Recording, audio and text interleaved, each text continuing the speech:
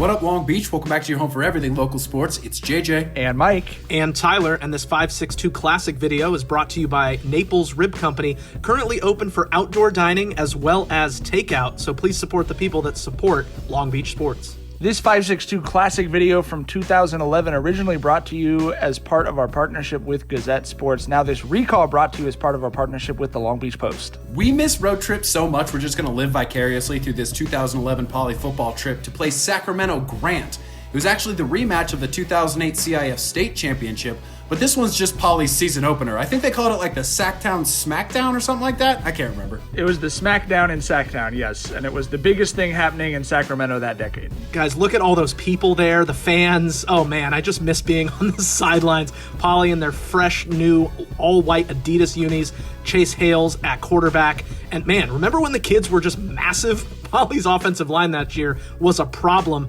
blocking for guys like Gerard Wicks and Manu Samoa-Lauga. Grant had 5 300-pound plus offensive linemen, so yeah, they were pretty big too. They had beaten Folsom the week before, so they were ready to go, and they got a guy, Shaq Thompson. At that point, he was a top 50 recruit and would climb those rankings for sure. He went on to Washington, is now with the Carolina Panthers, their second leading tackler this season. This game was an absolute scene. It is probably one of the most fun games we've ever covered. It definitely makes me excited to get back on the field this year. It was a great start for the Poly defense, getting Shaq contained. Whether you're playing basketball or football, that's obviously going to be critical. But the Poly offense was struggling early, and this may have been a backwards pass from Chase Hales to Richie Smith.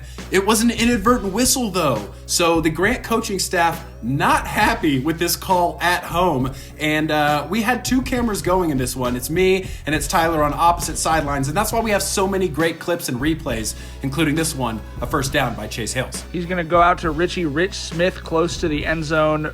Richie, one of our favorite players of that sort of Poly era. And the Pacers knew the run up the middle was coming, but they still couldn't stop Gerard Wicks and Poly from taking the lead. This kind of a coming out party for Wicks and Lauga. It's the swinging gate, guys. I was so excited to see it because somebody actually ran a trick play out of the trick formation. 8-0 Poly early. And then D-block just all over the place. Look at Matt Rowe out here, the pass deflection. One hand on the hip and the other full extension to knock it away. There's great linebacker play in this video. More weird plays, though. That's a straight incompletion, guys. You can watch that as many times as you want to. It's what it is.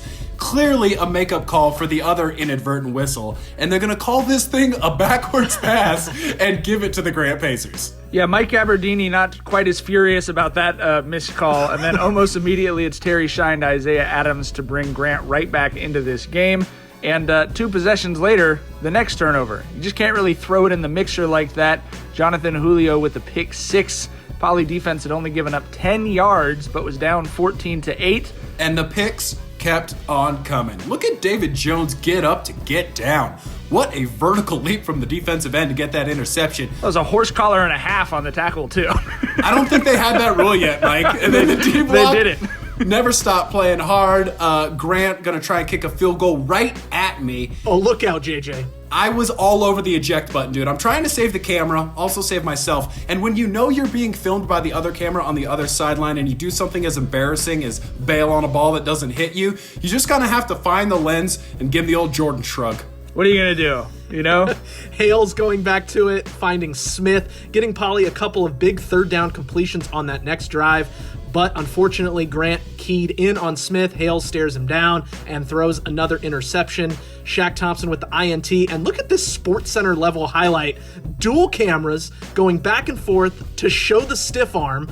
And then he's going to come down and make a hurdle. Whap!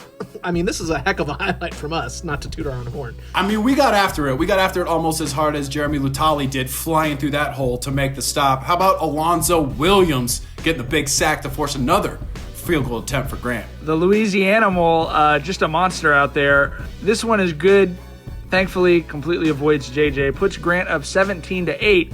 And Lauga and Wicks on the ground are going to help get Poly back into this game. These guys pretty much unknowns at this point outside of diehard Poly football fans or reporters who followed them, but they made a name for themselves tonight. That field goal is going to bring Poly back within 1 score. It's 17-11, a strange score for a strange game, to be sure. But in the second half, it kind of looked good for Poly. It was like they were running a scripted drive. They just knew exactly where they wanted to go. First, they get the big play to Smith, and then it's some big runs from the running backs, Wicks and Lauga, like we mentioned. Stefanovic, and Ho up there just plowing the road. Grant stacking the line. It didn't even matter. Everybody in the building knew they were going to run the ball. And Hales at the goal line caps a huge drive for Poly, like we said, to get back into this game and then eventually take the lead on the extra point, which would be key, 18-17, shutting up that Pacers sideline. Right, big crowd over there, but they got real quiet after that drive. And Matt Rowe and company maintaining the momentum, as you can see Four getting the big sack in the backfield. He's fired up about it. The Pacers trying a fake punt, but the return of Brock Meckelborg with the big tackle to prevent the Pacers from regaining that momentum. It was all Poly leading with that defense. How about that being pass interference? There was some strange refereeing in this game. No, okay, listen, let's just call it what it is. A team comes from the other side of the state. Your home refs don't want to see the team lose. That's a terrible call. Salamo Fiso going to work. Great play from the Poly linebackers. But you can't talk about it when you're covering a game, guys. But when you're looking back on it 10 years later, you can admit, come on, with the officiating. Lutali forcing the fumble to stop the next drive. Yeah, that's another Poly linebacker highlight. Leuga carrying the ball like a runaway manhole cover here in the second half. And this one, a 45-yard touchdown. I don't think anybody touches him. Well, and it's a game like this that really helped put Luuga on the map as a recruit. He ended up playing at UC Davis, not too far from where this game was played. Grant kind of seemed to be out of sorts after that run. It knocked them off their kilter a little bit. And here you can see almost another interception going the other way. But Poly does get the ball back, and they stayed conservative, which kind of ended up keeping Grant in the game. And we're getting into crunch time here. Shine is going to find Adams again and again, just like that first Pacers touchdown. And obviously, you see a linebacker on a receiver there. That's not a great matchup for Poly. They do get it into the end zone, so it's 24-23. And as JJ mentioned, you cannot take extra points for granted in high school football. Here it comes. Double thumb. Randall Goforth actually broke his hand on this play, blocking that extra point to keep Poly up by 1. And after Poly punts it away, as time runs down, it's D-Block that gets to put the exclamation point on this victory, and that is so apropos for this game, this season, and this program. Well, great for Randall Goforth, who obviously is going to enjoy himself right there. A lot of these guys went on to play college football. Goforth also ended up as a Super Bowl champion with the Eagles. Poly takes that 24-23 win. You go on the road, you have to come home with a win. That's too long of a bus drive back from Sacramento with everyone being upset. So a ton of fun to cover. We actually turned right around and headed home as well that night. So one of the most fun, crazy road trips I think we've all taken together. Yeah, this game kind of a continuation after that 08 state championship game. Poly obviously would rather have won that, but just a quick rivalry between these two schools, and we always love NorCal and SoCal going at it. Kind of a tough in-between stretch for Poly following that state championship game, but this is a game that we will definitely remember as a classic, going on the road and picking up a big win.